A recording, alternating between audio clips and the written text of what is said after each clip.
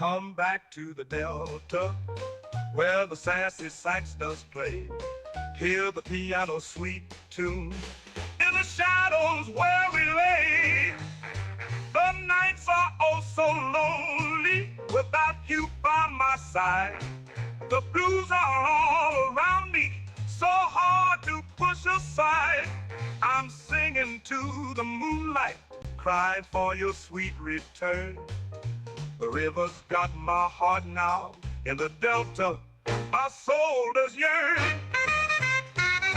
Come back to the Delta, where the sassy sax does play. Hear the piano sweet tune in the shadows where we lay.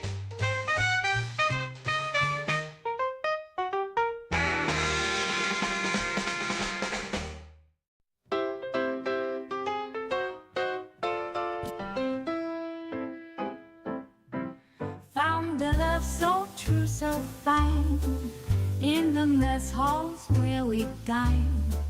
He's a soldier, I'm a whack. Letters from the front keep coming back. Army life ain't always grand. Miss his touch and miss his hand. But when the band starts to play, dancing dreams wash blues away.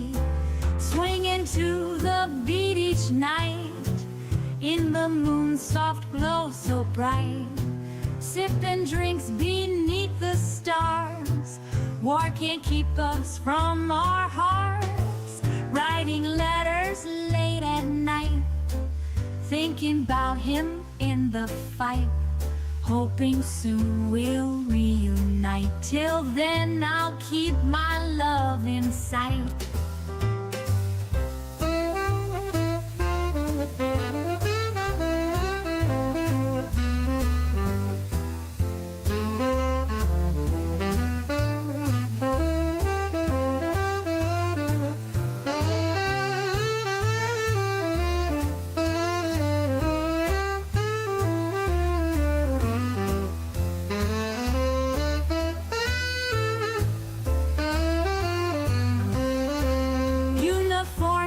Combat boots, hidden loves and tender roots. We'll keep dancing through the pain in this boogie-woogie train, swinging to the beat each night, in the moon's soft glow so bright. Sipping drinks beneath the stars, war can't keep us from our hearts. Found a love so true, so fine, in the mess halls where we dine. He's a soldier, I'm a whack. Letters from the front keep coming back.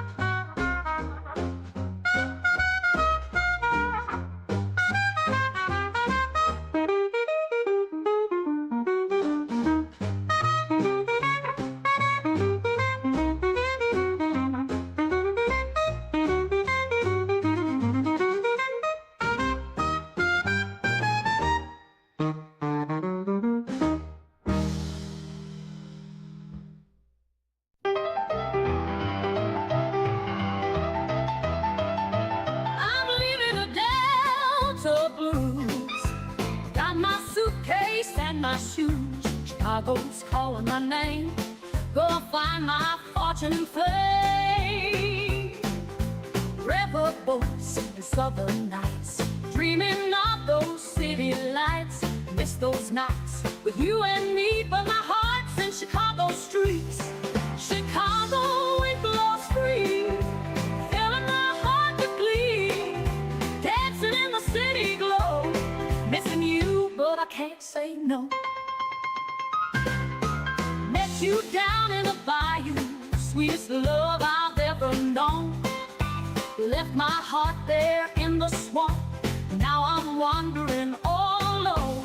Every night I sing a song in the city where I belong, hoping you'll come find me here in Chicago, where dreams appear.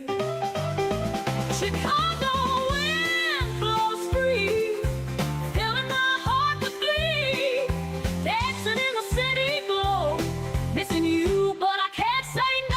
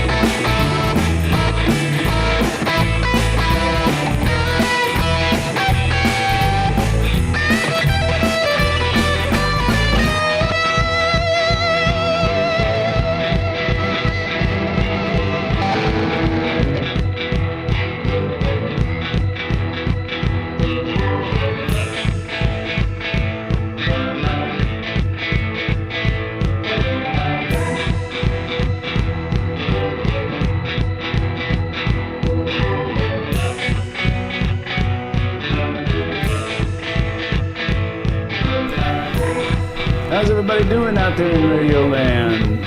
Welcome to ViperTV Live. How's it going? Good to see everybody out there.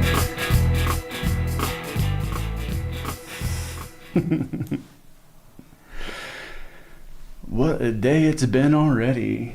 I got to get some guitar playing in earlier and been actually checking out some reviews for this amazing blues vampire movie called Sinners. I don't know if you've heard about it, but man, it looks cool as hell. And apparently the soundtrack's absolutely banging. So I'm probably going to be giving that a day in court later.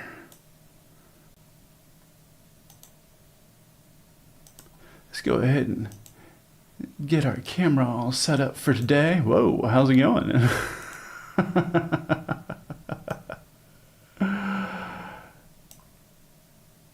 All right. So we got some fun stuff planned for today. What do we got going on? Oh, you never know.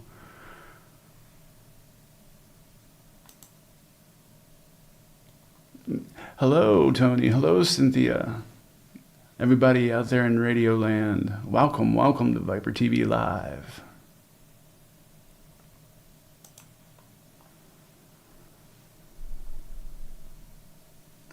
So I suppose really the best thing to do is invite everybody to the Discord, where we may or may not be watching that movie. It depends on what happens. You never know. But I know that we're probably going to be doing some reviews about it real soon, because it looks really cool, and that's really what I'm after, is that kind of originality, especially in the horror genre, because apparently the director Ryan Coogler, he just absolutely knocked it out of the park. So I'm extremely excited to take a look at that. Got some crazy stuff happening in the headlines today, so I suppose no better time than now to go ahead and get into it. Let's go visit the dive bar of democracy.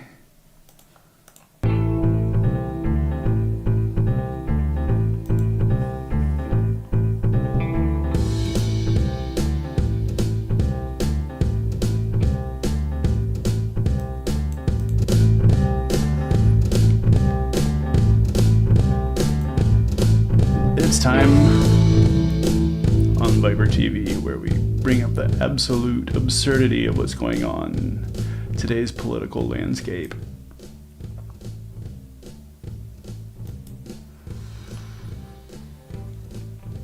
I think first up, if there's one thing that conservative Republicans cannot stand, it's being called to account when they've actually done something or voted for something. Yeah. So I have a really great example of that. Actually happened very recently in the House of Representatives.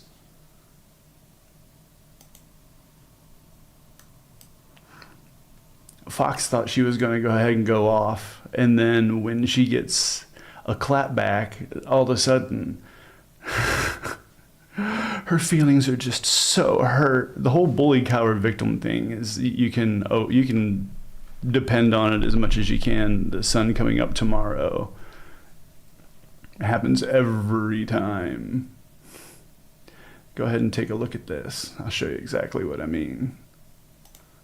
Real Americans in red states, I would point out, are losing money today because of these policies. In Texas, anti-ESG laws like the one you're proposing are costing the state nearly $700 million in lost economic activity and more than 3,000 jobs. In Kansas, the state budget office has estimated that anti-ESG laws there would cost retirees $3.6 billion in lost returns over 10 years. That is what you are imposing on the rest of the world if you got this done. Madam Speaker, I get it. Competition is hard. It's scary. Climate change is real. And no matter how nightmarish certain white folks of low character might find the realization of Martin Luther King's dream, it is the only way that we move forward as a society. In the name of free markets and For a what brighter purpose is the tomorrow, gentlewoman from North Carolina I rise? urge a no vote. Now, did you notice what he said there? And did you notice how immediately they were triggered? A hit dog will holler, as they say, right? It's like all he did was just tell the truth, and she immediately jumped on it, like as it was a personal attack. And I suppose when you know that that's the truth, you have no choice but to get offended.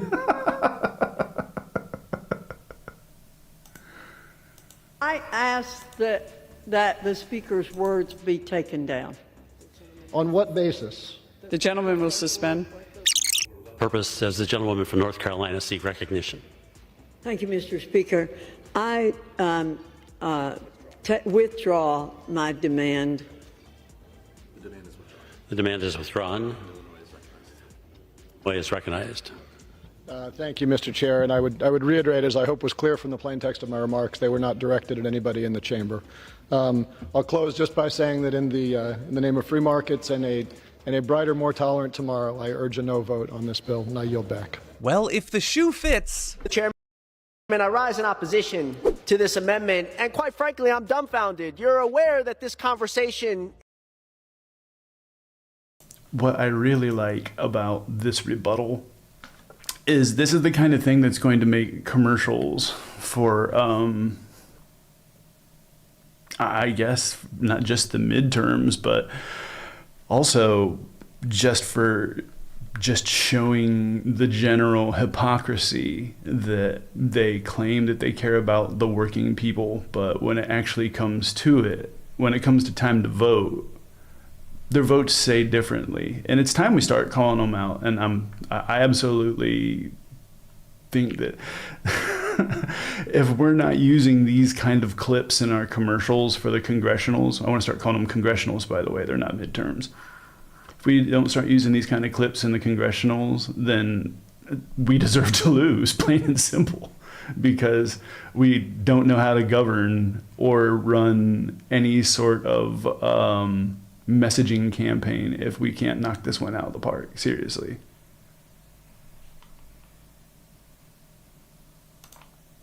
Is in public. So I won't put words in your mouth, but I will use your own words. You say today you don't want to consolidate wealth amongst the few. What do you think your tax scam did? This is about workers.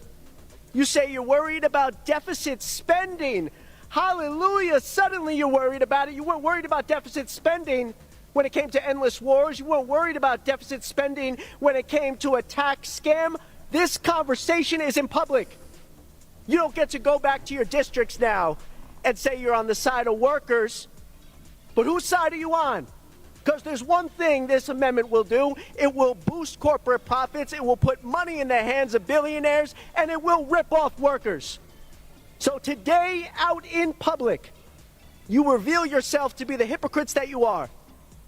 We're going to make sure that people remember this. Thank you. I yield back. Madam Speaker, I ask for the gentleman.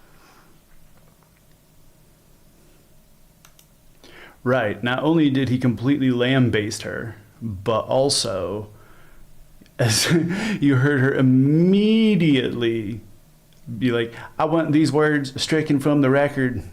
They cannot handle the facts that this is what they voted for, and their constituents are going to hear it. You're not going to get around this. Sorry.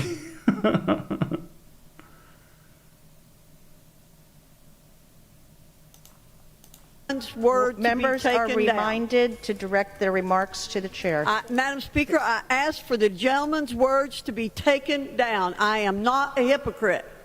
With all due respect, ma'am, you are. Gentlemen. With all due respect, ma'am, you are.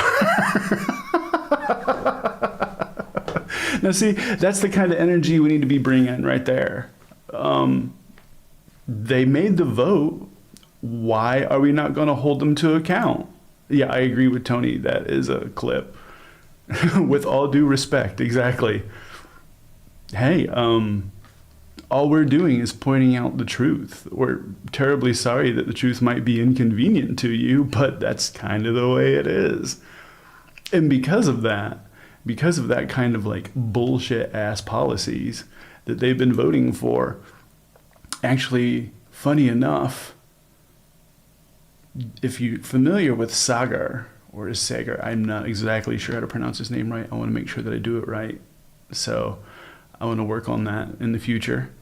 But he is a conservative voice on Breaking Points. If I'm not mistaken, he's also the founder.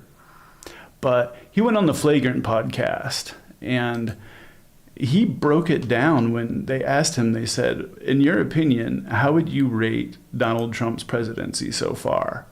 And he said something that I actually do respect him for. Check this out. Because it was absolute facts and not fiction. You're 6 months in. Give me your grade on Trump. The good, the bad. What's his report card grade? Well, you know, I'm actually not important in this. Just like, let's look at the issues, like for things that I think he was elected on. I think he was elected on three primarily. Number one is the economy, because inflation was high. Inflation report came out today. It's actually increased 2.7% since June. A lot of that is, in my opinion, because of the incompetent way that they've rolled out the tariffs. It actually makes me really upset. I'm really pro-tariff. The idea of tariff, strategic tariffs. I think the way that this has been done has been, frankly, a disaster. The only reason that it didn't crash the economy is because he rolled them all back and said we're going to do a 90-day pause or whatever. But creating chaos in people's lives and fucking with people's businesses is terrible. Mark and I are new parents. Do you remember the stroller problem about how over 90% of strollers and car seats come from China? Well, the Up-A-Baby stroller that like everyone in New York has, that went up by hundreds of dollars as a result of the tariffs. Sorry, I think that's wrong. I think the car seats have become more expensive. It's like you were elected to make life better for people. That's a pretty material way, actually, that Trump directly impacted me.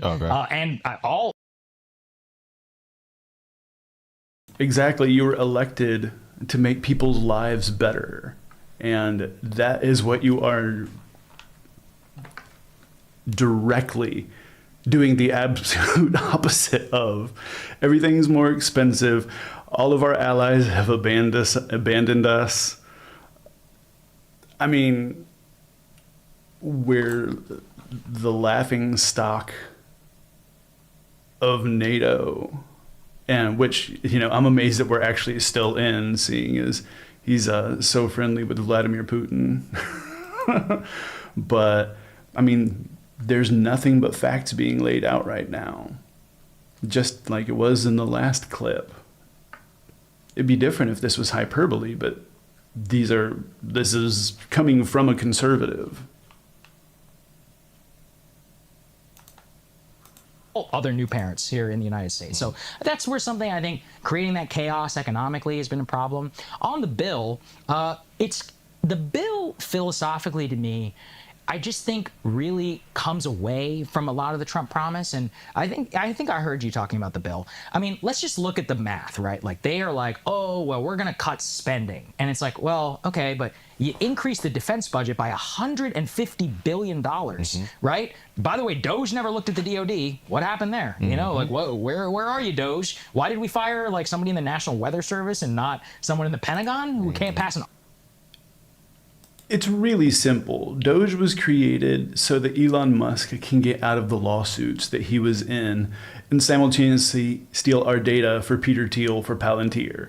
It's not that difficult. I think the thing about this mass gaslighting campaign when it comes to Doge that annoys the shit out of me the most is that when you realize that all that happened for nothing because everything that was passed in the big bullshit bill just completely wiped out any sort of savings that they would have found from Doge. So, I mean, the smokescreen is being lifted, but there's still so many people that are like, well, hell yeah, Doge, they did all those government cuts, and okay, well, where's your $5,000 check that you were promised? It's probably right next to Trump's health plan, like lodged in the White House toilet.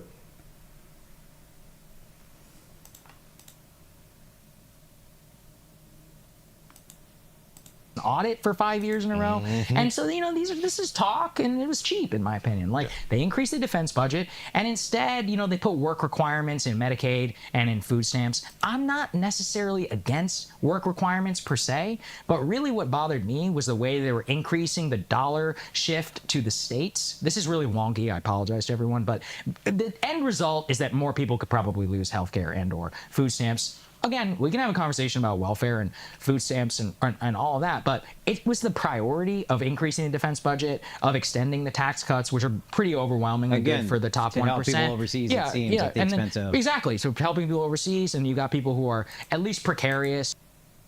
The tax cuts were the point. Everything, and getting money to ICE so that, they can fund the Gestapo. That's pretty important, too. Don't forget about that. It's vitally important that we don't have, SNAP benefits and we don't have Medicaid, but we have gulags.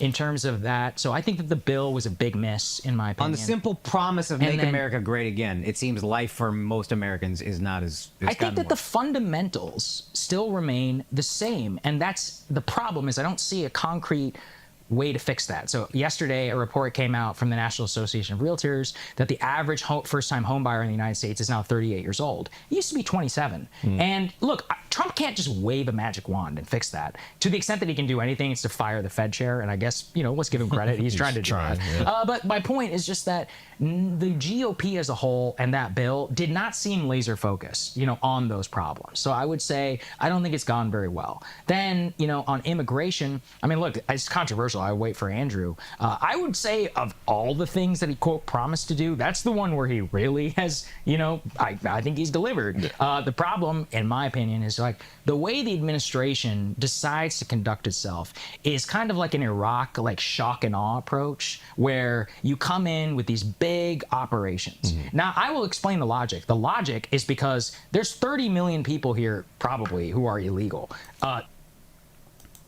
Anyway, he's going to get into his usual conservative talking points. But at least he was completely honest about the, Trump's actual record. Because one thing that I do like to do is speak truth to power. And people that get, people that are speaking truth to power, they're being censored consistently. And not like in a,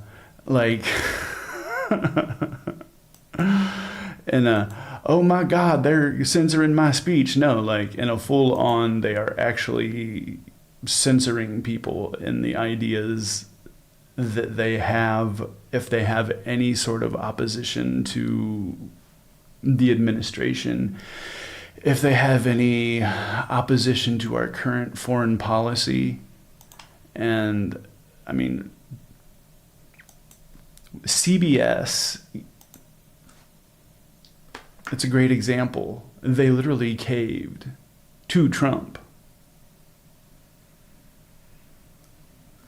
I know that the head of CBS met with the White House's FCC ahead of time, but I think that Stephen Colbert losing his show is going to do things for his career that he never thought possible. CBS, that was their only source of ratings. They shot themselves completely in the foot. Sorry, that's just the way it happens. Colbert after 33 years on the air between Colbert and David Letterman. The network insists that the decision was strictly financial, but tonight there are growing calls from lawmakers for transparency, and the Writers Guild of America is demanding an investigation. All of this comes days after Colbert used his show to criticize CBS's parent company, Paramount, over its $16 million settlement with Donald Trump.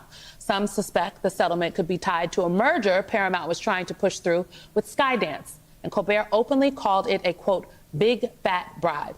And today we learned the head of Skydance was in Washington just this week pushing for Trump's FCC to approve the multi-billion-dollar deal. The nightcap is still here.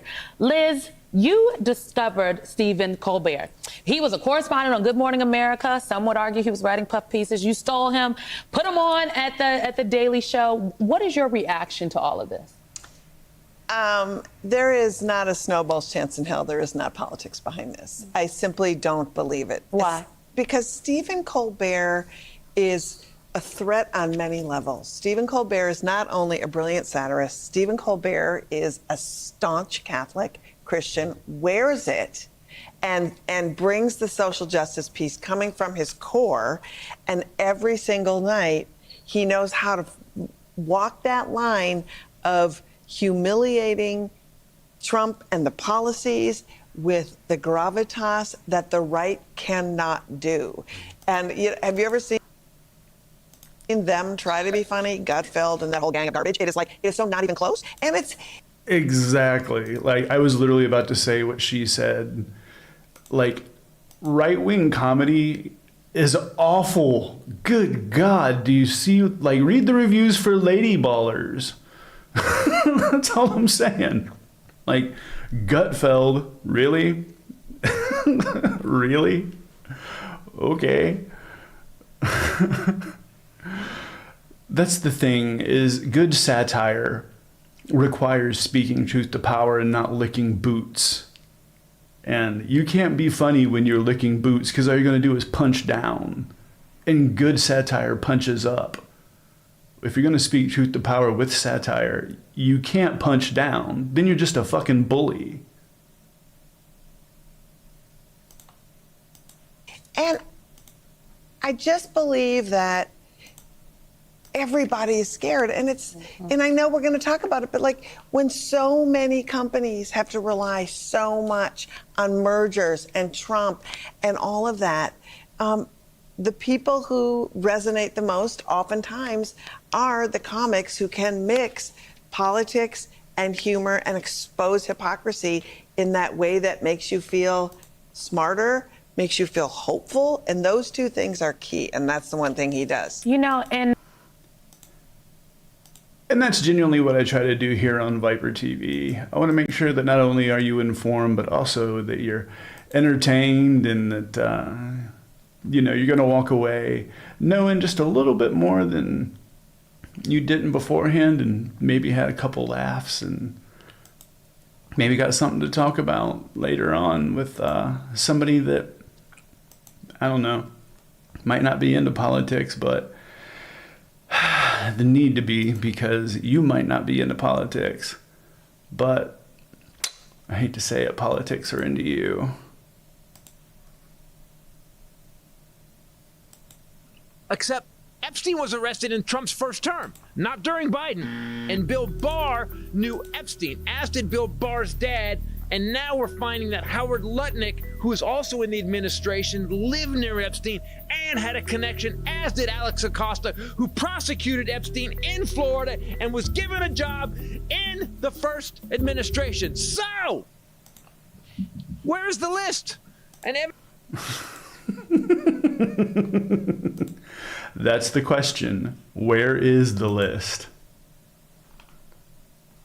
They put forth that non-binding resolution as some kind of stupid smokescreen. I swear they think we're all dumb. You're watching Viper TV Live. Stick around. We'll be right back.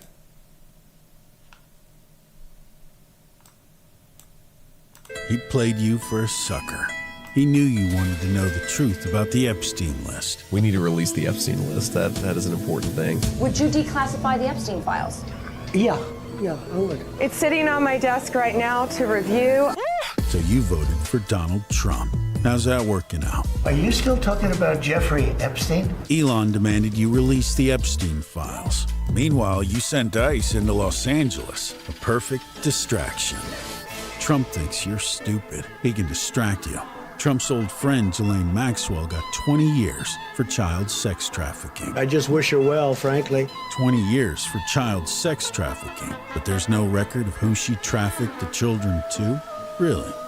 Donald Trump is president of the United States. If he wanted you to see the Epstein list, he'd release it. But he's not. I don't know about Epstein so much. You don't want to affect people's lives if it's phony stuff in there, because there's a lot of phony stuff with that whole world. He played you for a sucker. MAGA, you gonna just shut up and fall in line like all the rest? Really?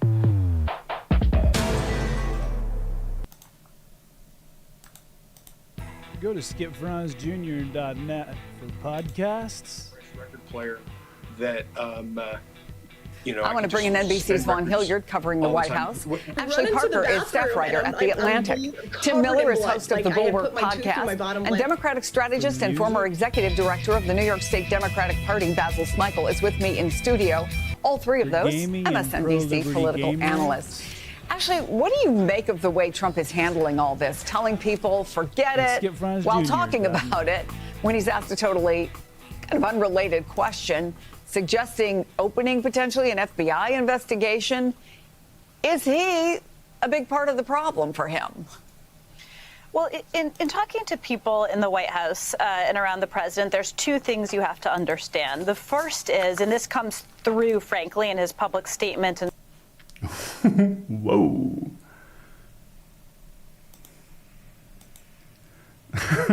That was unexpected.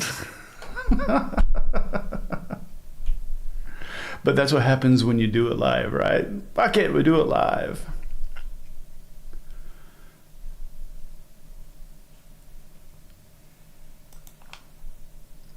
Well, friends, really appreciate you hanging out. It's time for one of my favorite segments. We're going to learn a little something today. Roll it. It's time for Twisted History.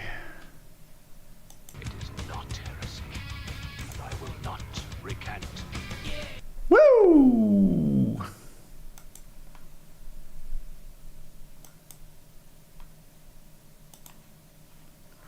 Now today's lesson is going to be about a gentleman by the name of Johnny Ace. Now Johnny Ace was a blues player.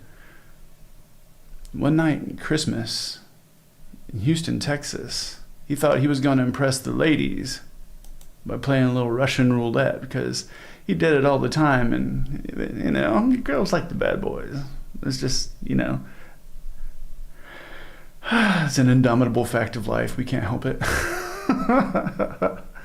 But if you've never heard of Johnny Ace on today's Twisted History, well, we're going to do a little dive into the history of this gentleman. Rock and roll first tragedy. He died way before the 1959 plane crash that killed Buddy Holly, Richie Valens, and the Big Bopper. And you know, I say that he's considered R&B and rock and roll first tragedy because, you know, rock and roll music actually emerged from the influences of rhythm and blues music, R&B. Johnny Ace was one of the first artists to make that transition. But see, the thing about Johnny Ace, he was only a popular musician for only about 4 years. And he only made 21 songs in his lifetime before he died at the age of only 25 years old. He was what you call a crooner, one of them type of singers. He had that mellow baritone type of voice. And you know, it's a shame he's not even inducted into the Rock and Roll Hall of Fame or the R&B Hall of Fame. And you can barely find anything about him because he never gave an interview, he never performed on television, or had any film footage of him. So, you know, let's get into this story, right? Now, Johnny Ace's birth name is John Marshall Alexander Jr., and he was born on June 9th, 1929 in Memphis, Tennessee. He was the sixth child born of 11 children from his parents. Now, his parents, very religious people, very religious and strict. His father was from Mississippi, and he was a laborer. Plus, he was a Baptist preacher, and he would preach at a couple churches. And his mother was from Arkansas. Now, the family was poor, but they did have a toilet inside their home, which was a big deal at that time because everybody else who had homes at that time had to use the bathroom outside. But, you know, ever since he was young, he always liked to play jokes, prank, horse playing, wrestling, and everything. And he did start it off singing in church. He was gifted and could play the piano by ear. Now, his parents, like I said, very strict religious. They didn't allow no other type of music to be played in the house but spiritual gospel music. But once they left the house to go to work or run errands, Johnny would play R&B and blues for the siblings in the house. Now there's so many musicians who have that exact story. And that's one of the reasons I wanted to bring up Johnny Ace, is because I was talking about that movie Sinners. And apparently, it is got some serious religious overtones when it comes to the blues, and how the blues has always been considered the devil's music. Mostly because, if you notice, most musicians, especially in the South, they went to church and they learned to sing in church. And one of the reasons that Jerry Lee Lewis was able to do the thing that he did, the sound that he ended up creating, was he would literally hide under the churches just to, be able to feel the rhythm of the music and hear, I guess, the form of the 12-bar blues. Because once you understand the form of the 12-bar blues, then so much music actually just kind of makes sense to you. It's a magical thing. It's literally why it's labeled as an art. The blues is labeled as an art in the Smithsonian. Didn't know that, did you?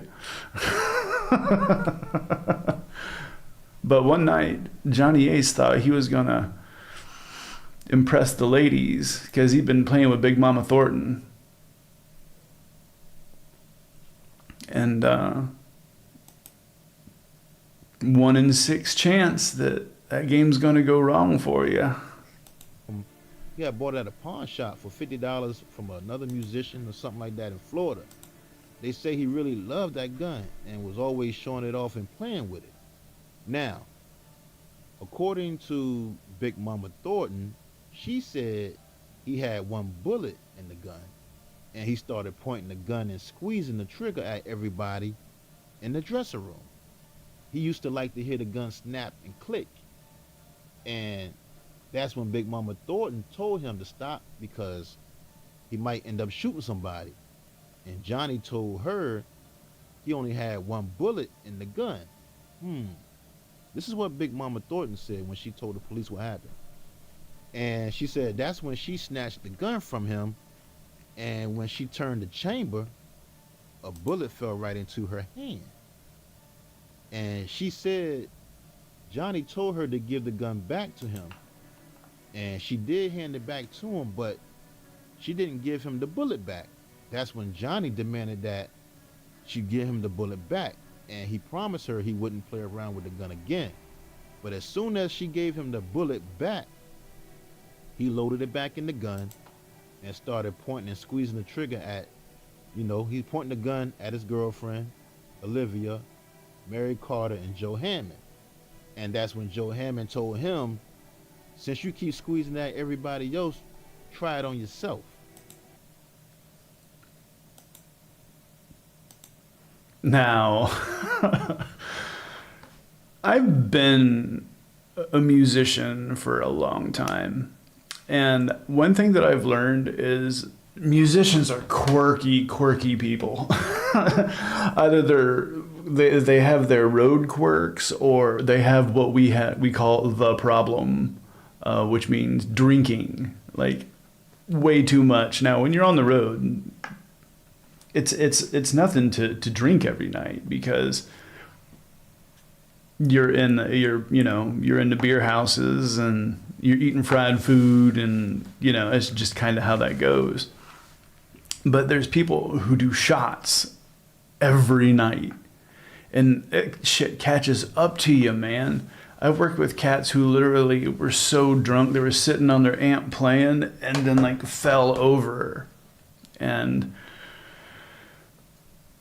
I've also I've worked with cats that I've seen them take an entire bottle to the head and then fall forward and hit their head on a stove.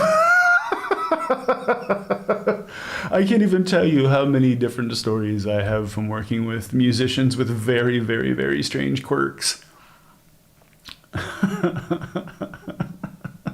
And this is a really good example. Like,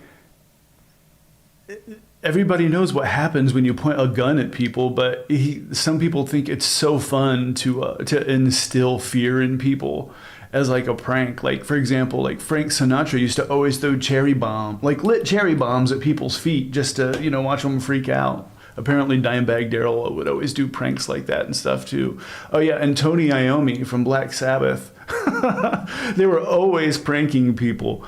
Apparently they were staying in this big castle and they were recording. It was when he was working after Ozzy. He was working later on. I believe it was with David Coverdale. And they were going to prank Coverdale and they cut the floor out and they put these speakers under his bed. And they were going to be like making ghost noises under it to scare him. And apparently there's a groundskeeper that like now and again would come into the castle and stay there when he got drunk at the tavern that was too close, and he went up into that bedroom because that's where he always slept. And they started doing and he apparently like just went bolting smooth the fuck out the door. And they later found out that he'd actually just that day seen The Exorcist as well.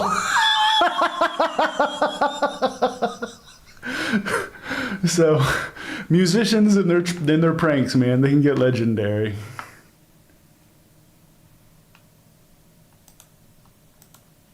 So Johnny at this time was sitting by his girlfriend Olivia Gibbs with his arm around her. He's hugging her, and he told Joe Hammond that the gun won't fire. And when he put the gun to his head and squeezed the trigger, it fired. Next thing you know, he fell to the floor. And everybody thought they thought Johnny was trying to prank them when he hit the floor because he was always joking and clowning around.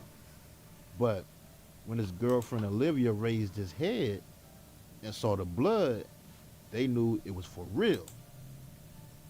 And that's when Big Mama Thornton ran on stage. She ran on stage crying and grabbed the mic in the middle of Johnny Otis's performance and told everybody in the crowd that Johnny Ace had just killed himself and the concert is over. Wow. Now, of course there's all types of rumors about how he died backstage. The newspaper and the media said he killed himself with a gun while playing Russian roulette. Russian roulette is a game where you load a bullet into one chamber of a revolver, spin the cylinder, then pull the trigger while you pointing the gun at your head to give you a rush if you only hear click. Now, some say it was a murder-suicide. Another rumor was they were saying that the black gangster, Peacock record label mogul, Don Rovey, who Johnny Ace was now signed to, had put a hit on him over money and royalties. And it's funny enough, there is the same kind of conspiracy about Hendrix because his manager had some really, really shady mob connections. And Hendrix was starting to bleed money because he had like paternity lawsuits and stuff. Not to mention he used money to build Electric Ladyland, his recording studio. And he was, putting out, stuff like Band of Gypsies, which he wanted to do. It was making the sounds he wanted to hear, but it wasn't the most commercially viable thing. So it ended up that, for lack of better words, Hendrix was a liability on the record company. And there's multiple theories, and there's even some documentaries that Hendrix was actually waterboarded with wine. It's not that he asphyxiated on his vomit in his sleep. He was waterboarded with wine because when he got to the autopsy, when the coroner did the autopsy, gallons of wine just started pouring out. Now, we all know when you drink, your body oxidizes it, but there's no reason for that much liquid to come pouring out that hasn't been oxidized yet. And the model that was with him at the night that he died, she ended up for probably about a decade, maybe 2 decades afterwards, doing like paintings and stuff and being famous for being the last person who was with Hendrix. And then she Well, she took her own life. Now there's conspiracies that she was talking too much. Conspiracies. Behind everything, there's always some kind of conspiracy. Almost like what we're living through right now, right? It was rumored that Johnny Ace had given notice to Don Roby that he was getting off his record label and was going to sign with another one. Now, a guy named Sax Curry, who used to work for Don Roby in the 1950s, Yeah, Cynthia, I'm sure it's PTSD. Had pulled the strings, if not the trigger. Sax Curry theory was this. He believed that Don Roby persuaded Big Mama Thornton into slipping a bullet into Johnny's gun. In exchange, Don Roby would make her his one superstar for the label. Wow. I mean, what Big Mama Thornton told the cops, she said she asked Johnny to let her see the gun. This is what she said. And he gave her the gun. When she turned the chamber, a .22 bullet fell out in her hand. Johnny told her to put it back in. She put it back in and gave the gun to him. She said Johnny knew about the bullet, but Sax Curry thinks she slipped another bullet in the gun. Wow. You know, everybody knew Johnny Ace was a heavy drinker and always playing with that gun. Now his girlfriend, Olivia, Johnny Ace's girlfriend, Olivia Gibbs, in her statement to the police, she was right there too. Now, her statement, she said she didn't believe that the revolver was loaded. Johnny had been playing with the unloaded gun all day, like always, in her apartment. She didn't think the gun was loaded. You know, Don Roby knew Johnny Ace's popularity too was going down, and his sales were slipping, and you know, Don Roby probably just figured Johnny Ace would be worth more dead than alive. It's kind of like what's still going on in this music industry today, y'all. This is the 50s, early 50s.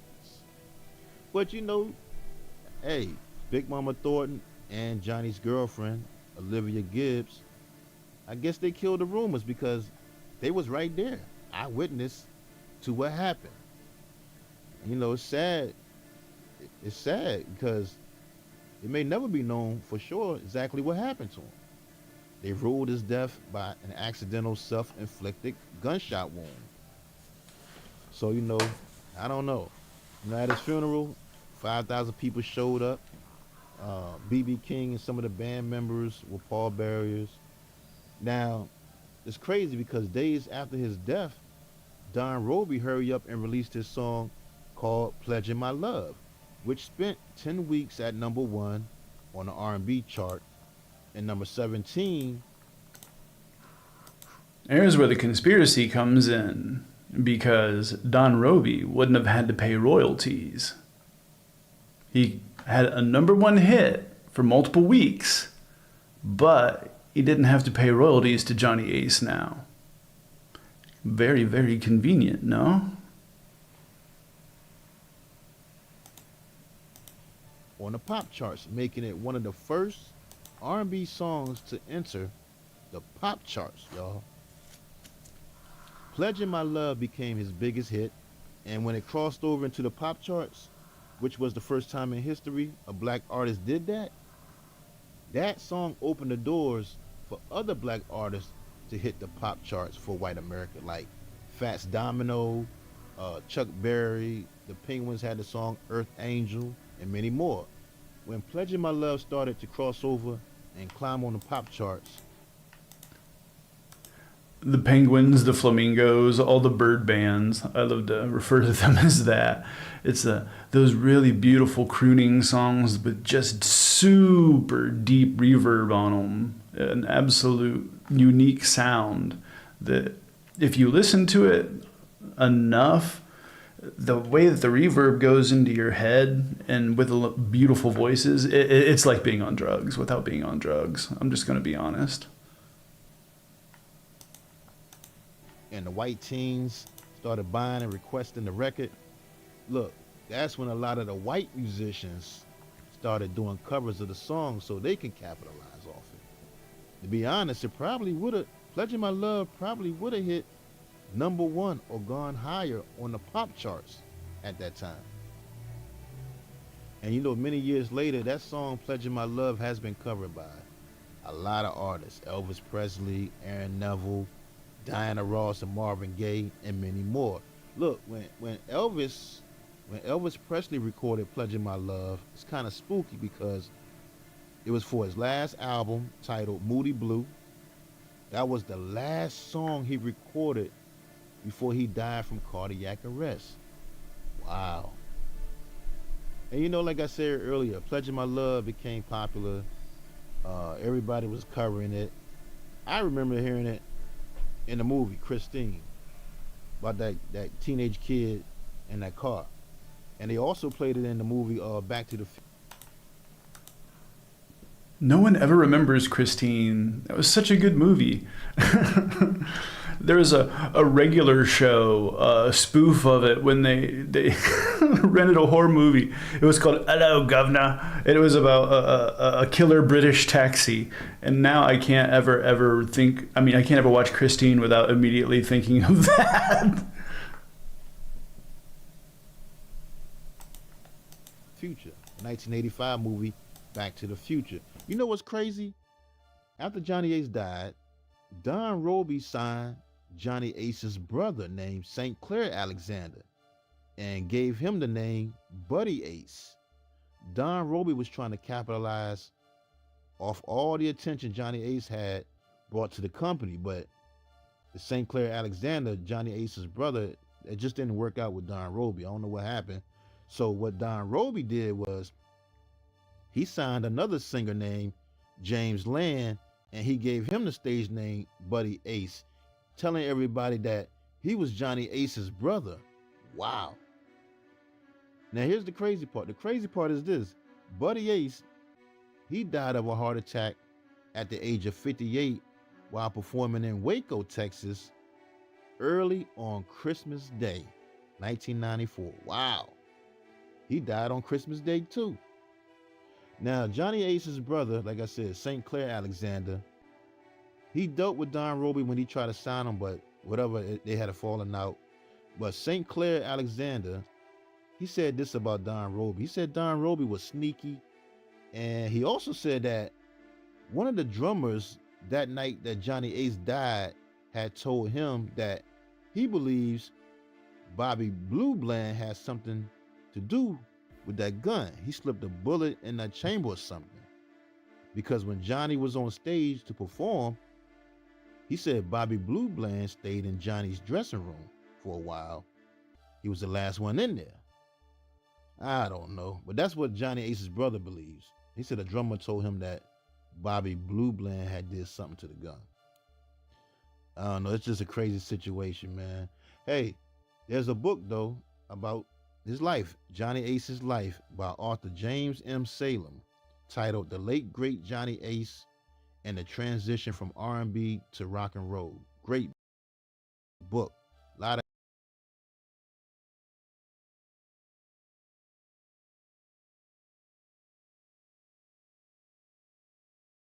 Yeah, I think I might need to give that book a day in court. The late great Johnny Ace. The conspiracies still go to this day.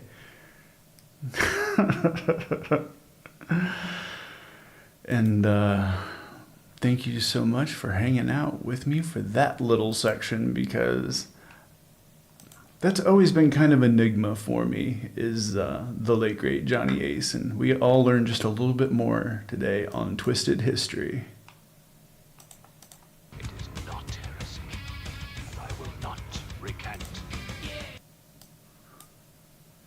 So, I suppose that means that we can there's only one proper way to, one proper way to end this broadcast. It's been so awesome getting to hang out with everybody. And, yeah, ViperTV Live, you never know what we're going to do. You never know what you're going to get. But the only thing I can promise you is that we're going to have fun. So with that being said, give me 1 second.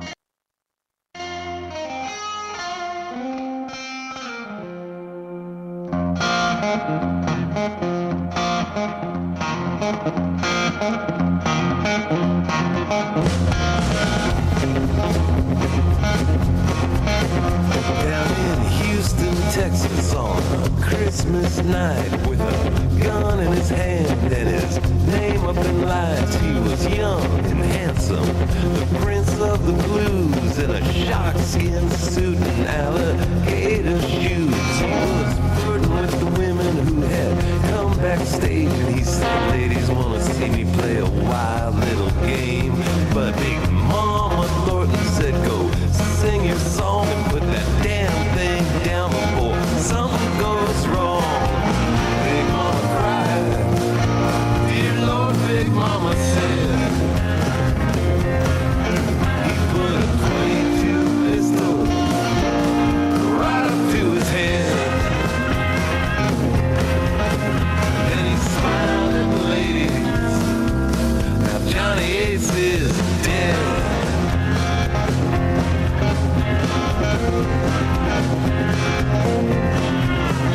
Well, the band leader set his saxophone down and said, I think I better split before the cops come round. While the crowd in the theater slowly drifted away with their heads hung low, not sure what to say. But Slick Don Roby, the record company man with big diamond rings on both his hands, said, I'm gonna send him back to Memphis in a refrigerated truck, 'cause Johnny's gonna make me $1,000,000, yeah. Big Mama cried, dear Lord, Big Mama said, he put a 22 pistol right up to his head. Then he smiled at the ladies. Now Johnny Ace is dead.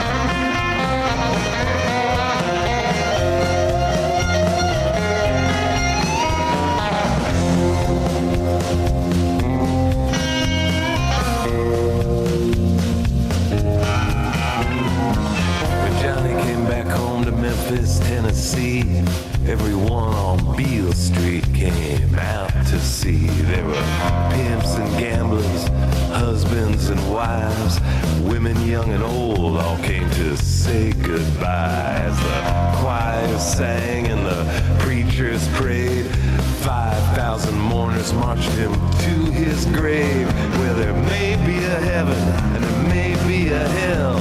No one knows for sure, but now Johnny